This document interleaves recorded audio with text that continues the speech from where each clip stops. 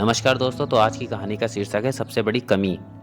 एक बार महाराज कृष्णदेव राय को न जाने क्या सूझा कि उन्होंने विजयनगर को सजाने संवारने का हुक्म दिया। वह विजयनगर को सुंदरता और स्वच्छता में बेजोड़ देखना चाहते थे। अतः उन्होंने प्रधानमंत्री को बुलाकर अपनी इच्छा से अवगत कराया तथा आवश्यक निर्देश भी दिए।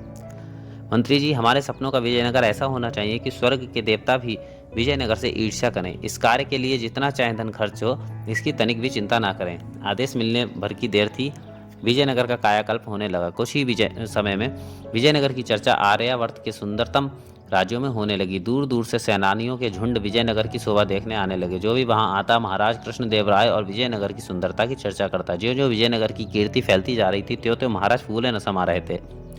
एक दिन दरबार लगा हुआ था। सभी अपने अपने आसनों पर विराजमान थे और अपने मंत्रियों की प्रशंसा करते हुए महाराज कह रहे थे, हमारे प्रधानमंत्री जी की दिन रात की मेहनत ने विजयनगर की खूबसूरती में चार चांद लगा दिए। फिर भी यदि आपकी दृष्टि में कोई कमी हो तो बताइए, ताकि उसे भी दूर किया जाए। अन्नदाता लगभग सभी ने संवेद स्वर में उत्तर दिया, विजयनगर जैसा सुंदर राज्य तो इस पूरी पृथ्वी पर दूसरा नहीं है। हमें तो इसकी सुंदरता में कोई कमी या कोई दोष दिखाई नहीं देता।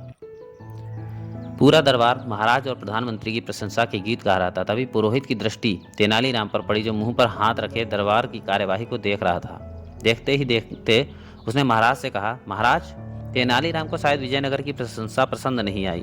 देखिए तो किस प्रकार चुपचाप बैठे हैं। लगता है आपकी खुशी से इन्हें कोई खुशी प्राप्त नहीं हुई। महाराज ने तेनालीराम की ओर देखा और पूछा, क्यों तेनालीराम, इस प्रकार गुमसुम क्यों बैठे हो? आज चारों ओर विजयनगर की प्रशंसा हो रही है।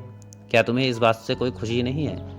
खुशी तो बहुत है, मगर मगर मगर क्या? जवाब दो तेनालीराम। अवश्य ही कोई ऐसी बात है जो तुम्हें भली प्रतीत नहीं हो रही। एक कमी रह गई है महाराज। कैसी कमी? कमी की बात सुनकर महाराज तिलमिला कर कहने लगे, स्पष्ट कहो तेनालीराम, यदि तुमने वह कमी ना बताई तो तुम्हें मृत्युदंड मिलेगा। मुझे मंजूर है महाराज, किंतु उस कमी के लिए आपको मेरे साथ नगर भ्रमण के लिए चलना होगा। ठीक है, चलो। तेनालीराम महाराज व अन्य दरबारियों को लेकर कमी दिखाने चल पड़े। सभी अधिकारी, मंत्री और स्वयं महाराज भी चकित थे कि ऐसी कौन सी कमी विजयनगर में रह गई जो तेनालीराम को मृत्युदंड का भी भय नहीं है। महाराज की सवारी महल से बाहर निकली और सुनसान सड़क पर चल दी। हमेशा ऐसा प्रतीत होता था कि जो ही महाराज की सवारी महल से बाहर निकलती, त्यों तो प्रजा सड़क के दोनों ओर एकत्रित हो जाती तथा महाराज की जय जयकार के स्वर बुलंद होने लगते। लोग महाराज पर फूलों की वर्षा करते थे, किंतु इस बार ऐसा कुछ भी न था। ना प्रजा थी, न जय जयकार का उद्घोष, और ना फूलों की वर्षा, और ना किसी प्रकार का उत्साह। एक अजीब सा सन्नाटा चारों ओर बिखरा हुआ था। निशब्द सवारी आगे बढ़ती जा रही थी। यह सन्नाटा महाराज को बड़ा अजीब लगा।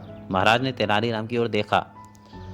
महाराज, इस सुंदरता के चक्कर में आप प्रजा से दूर हो गए हैं और प्रजा आपसे दूर चली गई है। क्या इससे बड़ी भी कोई कमी हो सकती है? महाराज ने मंत्री की ओर देखा। महाराज, फूल आदि बरसाकर प्रजा विजयनगर की सड़कें गंदी न करे, व्यर्थ ध्वनि प्रदूषण ना फैले, इसलिए इन सब कार्यों पर रोक लगा दी गई है। इस बीच महाराज का रथ नगर से दूर एक बस्ती के करीब आ गया। वहां आकर महाराज को पता चला कि प्रजा पर नए नए कर लगाकर उसकी कमर तोड़ दी गई है।